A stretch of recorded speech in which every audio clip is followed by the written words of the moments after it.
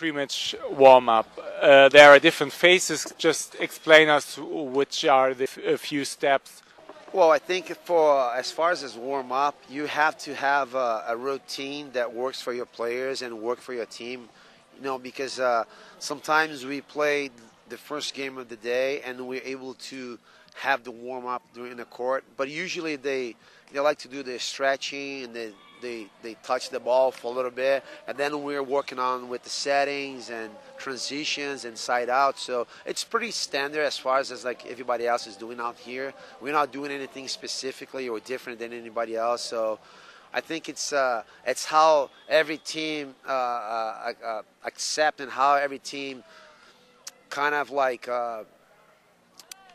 adapt for different models of warm-up.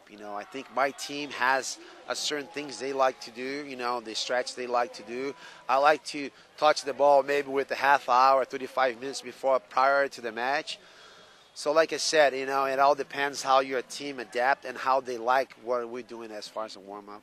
Are there some mini games where you can motivate the girls? Or? Yeah, I mean, as far as this blocking, I try to toss the ball, and sometimes I vary the ball. I toss the ball out, I toss the ball inside, and have her moving. And I like to see that we're kind of like visualizing things that can happen in the game, and then we're trying to create the momentum and a warm-up. So, and sometimes can be effective, and sometimes doesn't work. Oh yeah, my favorite part of the warm-up is probably like our setting drills, just because it's like a lot of ball control and it gets us going.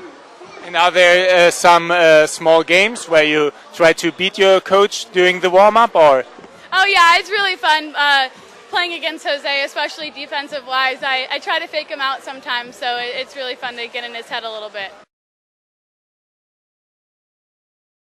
Die Abwehrspezialistin ist ebenfalls